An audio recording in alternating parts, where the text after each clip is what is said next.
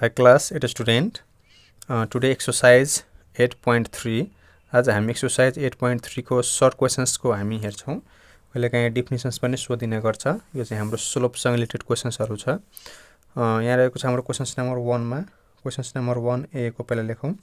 यो definition छ define inclination of line. Inclination of line भनेको के हो त्यो हामीले define गर्नुपर्ने हुन्छ। So हामी लेखौं the angle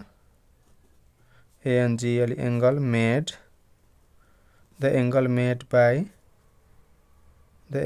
by any line with the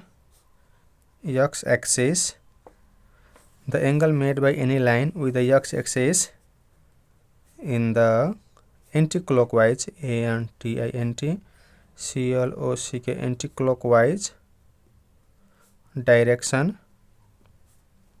anti-clockwise direction is called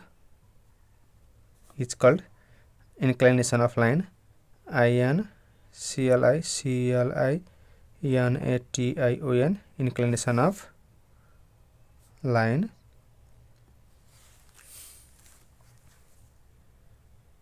त्यस्तै हाम्रो प्रश्न नम्बर बी मा रहेको छ define slope of line. Define slope of line B को हामी डिफाइन गरौँ. The tangent the tangent of inclination the tangent of inclination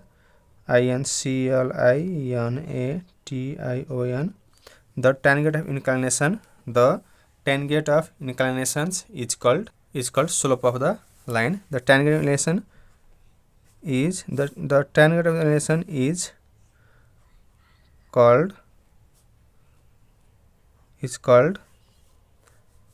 called the slope of a line.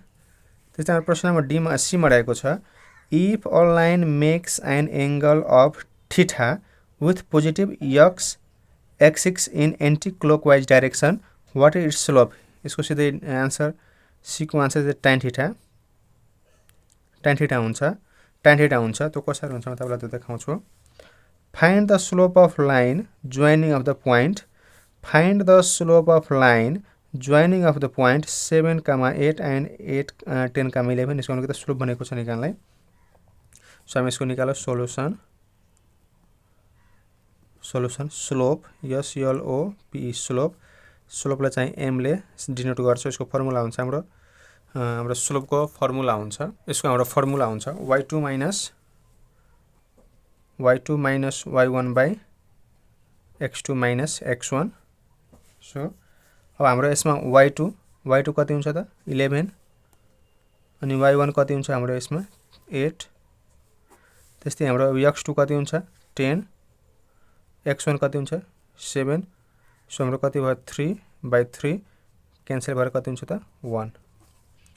Answer हाम्रो स्लोप कति भयो त 1 भयो. सो अब यो tan कति हुन्छ म तपाईलाई फिगरमा बुझाउँछु म. यहाँ हेर्नु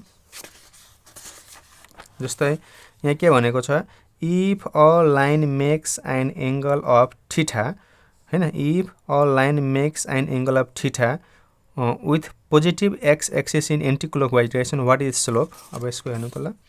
जस्तै यहाँ slope equal to के हुन्छ tan theta हुन्छ. slope equal to के हुन्छ त tan theta हुन्छ. it is denoted by m भनेको slope भनेको slope र slope equal to के छ त tan theta. त्यही भएर हाम्रो चाहिँ यसको के हुन्छ त slope its slope is equal to tan theta हुन्छ हैन. what its slope भने के त यसको tan theta हैन. it is denoted by m यानी के भनेको त slope equal to tan theta. त्यही भएर हाम्रो यसको आन्सर के हुन्छ त tan theta है. सो क्लास एजुकेसन हाम्रो क्वेशन्स नम्बर 1 कम्प्लिट भएको छ. यदि तपाईहरु यस च्यानलमा नयाँ हुनुहुन्छ भने प्लिज च्यानललाई सब्स्क्राइब गर्नु होला, भिडियोलाई शेयर गर्नु होला, भिडियो कस्तो लाग्छ लाइक कमेन्ट गर्नु होला. हस्त धन्यवाद.